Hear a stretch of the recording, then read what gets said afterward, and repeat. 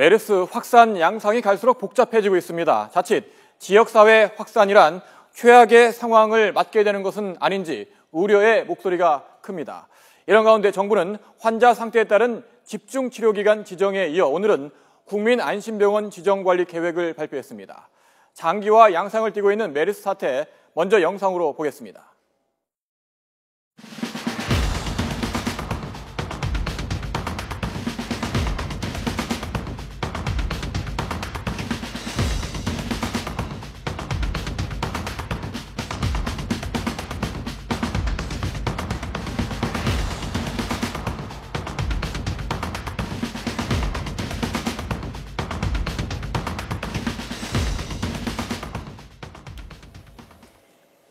네, 점차 복잡해지는 메르스 사태, 이번엔 전문가와 함께 좀 짚어보겠습니다. 전 미국 피츠버그 의대 교수였던 중앙대학교 약학대학의 설대우 교수 나오셨습니다. 안녕하세요. 네, 안녕하세요. 네, 안녕하세요. 네, 메르스 사태, 오늘 여러 가지 양상을 보면은 제주 그리고 경북 지역을 제외하고는 지금 전국적으로 확산되고 있지 않습니까? 네. 자, 첫 번째 키워드를 보면서 이야기를 나눠보도록 할까요? 네. 남하는 메르스. 처음에는 서울, 그다음에 경기, 충청도 지역을 중심으로 메르스가 확산됐었는데 이제 사실상 전국적으로 퍼졌다 이렇게 말을 할 수 있겠죠? 예, 그렇습니다. 이제 대형 병원에서 특히 삼성 서울병원에서 감염된 환자들이 이제 전국적으로 가면서 전국화하는 그런 경향이 생겼다고 볼 수 있죠. 대신 이제 아직도 지역 감염으로 확산은 아니고 환자들이 그쪽 병원으로 이동해 간 거니까 아직은 염려할 바는 아니라고 보는데 일단은 전국화되는 경향은 보이고 있습니다. 네, 지금 복잡한 사례들이 하나 둘씩 나오고 있습니다. 평택 경찰관의 사례를 보면은 격리됐다가 2차 검사에서 음성이 나와서 격리가 해제됐다가 여러 병원을 이제 돌아다니다 다시 이제 확진 판정을 받은 경우인데요. 네. 이 경우는 어떻게 이해를 해야 되는 건가요? 일단은 감염 경로가 확실하지 않다는 게 이제 문제가 있는 거죠. 예. 그러니까 어디에서 자기가 전염이 됐는지 모르고 또 자기가 확진 판정이 늦어짐으로써 여러 사람을 접촉했을 가능성이 있으니까 혹시 자기가 누군가를 전염시켰을 거 아닌가라고 하는 이제 우려가 있는 것이죠. 그런데 이제 제일 중요한 것은 이 슈퍼 전파자의 특징이 좀 있어요. 기본적으로는 심각한 폐의 기저질환을 갖고 있고 그래서 바이러스가 대량으로 증식할 수 있으면서 바이러스를 고농도로 몸 밖으로 배출하는 이런 사람들이 지금 병원을 통해서 계속 확산을 시키고 있는 거거든요. 그러니까 경찰관이 확진이 늦어짐으로 해서 여러 사람을 만났으니까 그런 우려가 있기는 하지만 지금 이 경찰관의 상태를 보건대는 슈퍼 전염자가 될 가능성은 굉장히 적어요, 사실은. 그러니까 그런 점에 있어서는 지금 현재 병원 바깥쪽에서 전염은 잘 안 일어나고 있으니까 지켜는 봐야 되겠지만 저로 봐서는 큰 문제는 안 일어나지 않겠나 이렇게 생각하고 있습니다. 그런데 여러 병원을 전전한 데에는 음성이 나왔다, 양성이 나왔다, 판정이 이제 계속 엇갈려서 나왔기 때문인데 최근 사례를 보면 이런 경우가 적지 않은 것 같은데요. 예, 그렇습니다. 이거는 이제 검체를 채취하는 과정에 있어서 약간 문제가 생겨서 그러는데 좀 전문적인 용어로 디텍션 레인지라 그래요.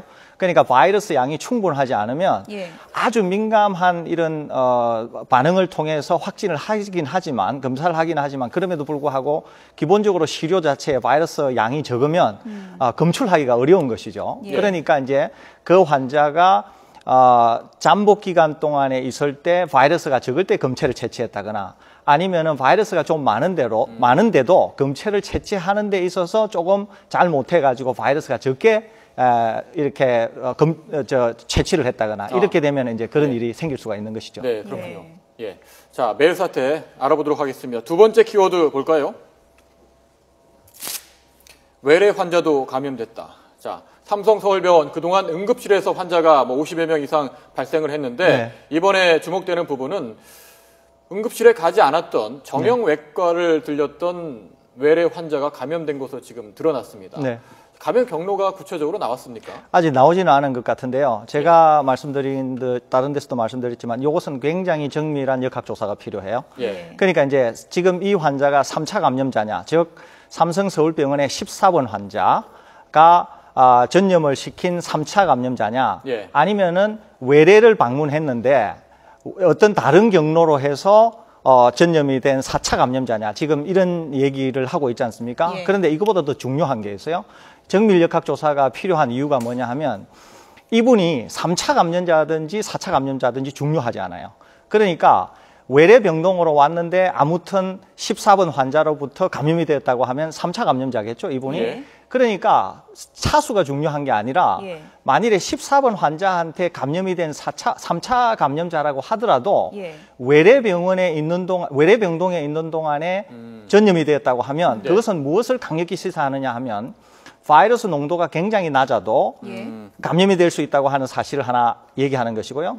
두 번째는 공기 전염이라고 딱 볼 수는 없지만은 상당히 공기를 통한 전파가 일어났을 가능성이 있다고 하는 것을 강력히 시사하기 때문에 지금 이 환자가 정말 응급실을 통해서 전파가 안 된 건지 응급실을 통해서 전파가 된 건지 그쪽에 화장실을 썼다 뭐 이런 얘기도 있던데요. 그러니까 이제 예. 그걸 통해서 정밀한 역학 조사가 필요하고 화장실을 썼는데도 얼마나 오랫동안 화장실을 썼느냐, 화장실을 굉장히 짧게 썼는데도 전염이 되었다. 그러면은 공기 전파의 가능성도 있을 수 있지만 또 문고리 같은 거를 잡아서 눈을 비비거나 이렇게 해서 전염이 됐을 수도 있으니까 예. 이와 같은 사례는 굉장히 정밀한 역학 조사가 필요하다는 생각입니다. 예, 평택 성모병원 같은 경우에는 밀폐된 공간이어서 거기서 감염이 이루어졌다는 거는 이제 이해가 되는데 네. 삼성서울병원 응급실 같은 경우에는 국내 최고 시설을 갖추고 있는 곳 중에 한 곳 아니겠습니까? 그렇죠. 그런데 예. 그곳에서 이렇게 많은 환자가 발생하니까 도대체 그곳은 어떤 문제가 있는지 예. 궁금한 분들이 많습니다. 예,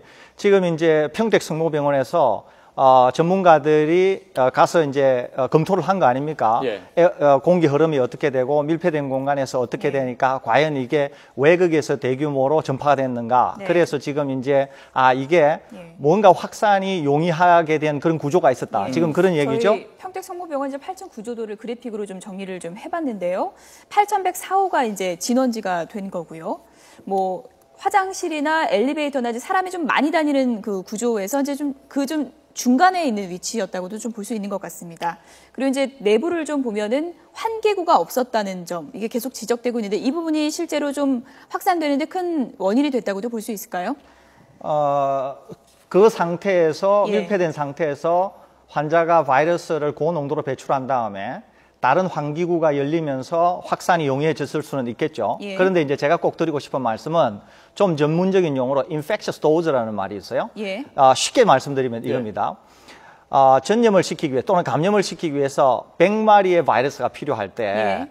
100마리 이하가 되면 예컨대 한 50마리나 60마리의 바이러스가 되면 예. 감염을 예. 시키지를 못해요. 예. 그러니까 우리 몸이 면역 체계를 충분히 갖고 있기 때문에 그런 정도에는 감염을 못 시킨다는 거죠. 물론 사람마다 그 인펙셔스 도즈는 좀 다를 수가 있어요. 그런데 지금 이 상황에서 그 밀폐된 공간에서는 고농도의 바이러스라서 거기에 들어간 사람들이 전염이 되는 것은 이해가 되지만 예. 이런 식으로 확산이 되었을 때 과연 그 확산된 바이러스를 접촉한 사람들이 인펙셔스 도즈 정도의 접촉이 됐나 예. 하는 것은 지금 우리가 알기는 어려워요. 그러니까 지금 이 상태로 이래서 확산이 될 것 같다 이렇게 얘기하지만 예. 이것은 좀 더 정밀한 조사가 필요하다는 생각입니다. 그러니까 말씀하신 거는 응급실 밖으로 나오는 바이러스를 이제 말씀하시는 건가요? 그렇죠. 예. 예.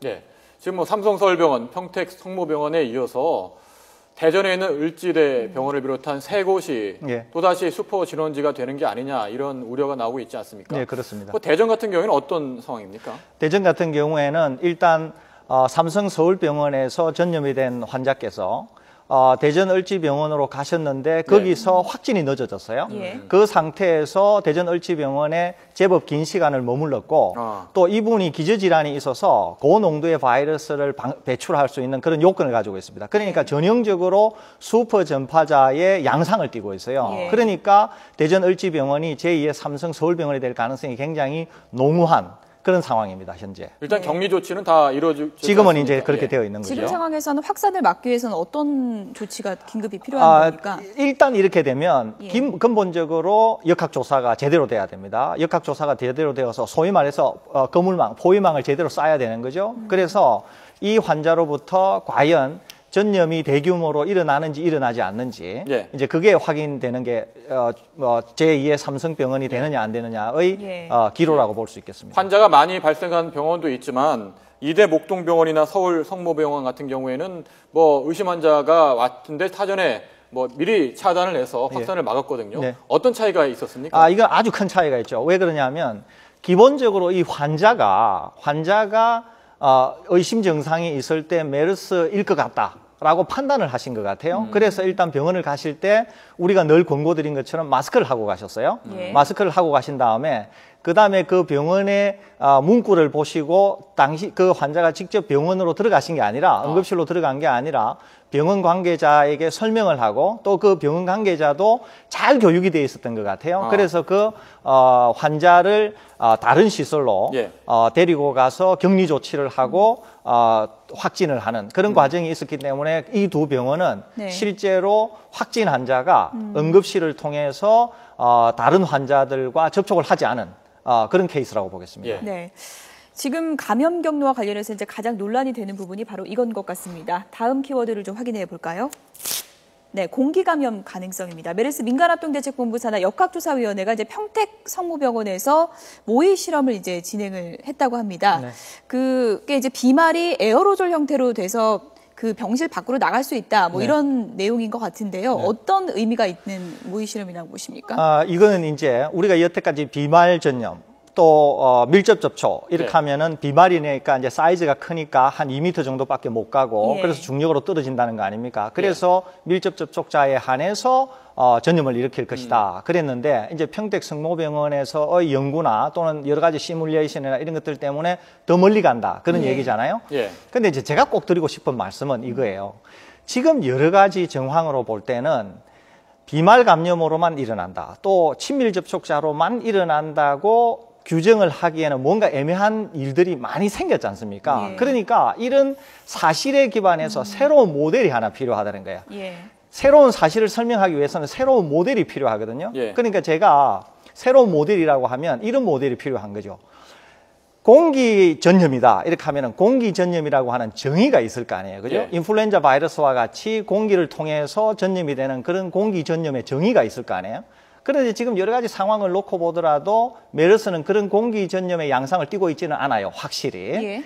그런데 비말 전염이라고 하기에는 또 비말 전염보다는 전파력이 좀 더 센 거죠. 그러니까 적어도 제가 판단하기에 우리나라에서의 메르스 전염은 비말 전염과 액면 그대로의 공기 전염 사이에 위치하는 것 같아요. 그러니까 변이에 의해서 그럴 수도 있고 다른 요인에 의해서 그럴 수도 있지만은 제가 판단컨대는 그 두 지제의 중간 정도에 있는 것 같은데 당국은 여러 가지로 비말 전염의 무게를 싣고 있는 거 아닙니까? 그죠? WHO는 또 완전 공기 전염은 아니지만 뭔가 제가 지금 설명드린 네. 그런 입장을 취하는 것이고 그래서 어떤 입장을 취하느냐에 따라서 방역의 체계나 이런 것들은 완전히 달라질 수 있기 때문에 보건당국이 이참에 좀 예. 그런 새로운 모델에 대한 방금 제가 설명드린 그런 모델에 대한 거를 좀 검토해 주셨으면 이번 모의 실험 하는 결과도 좀 시사하는 바가 있다고 보시는 그렇죠. 건가요? 그러니까 그런 예. 모의 실험도 제가 드리는 말씀에 좀 더 적합하니까 예. 그런 것들을 좀 검토해서 거기에 맞춰서 방역을 해야 되지 않을까 이런 생각을 갖습니다. 예, 알겠습니다. 자, 메르스 사태 여러 가지 상황 알아봤는데요. 지금까지 중앙대학교 약학대학 설대호 교수였습니다. 자, 오늘 말씀 고맙습니다. 예, 감사합니다.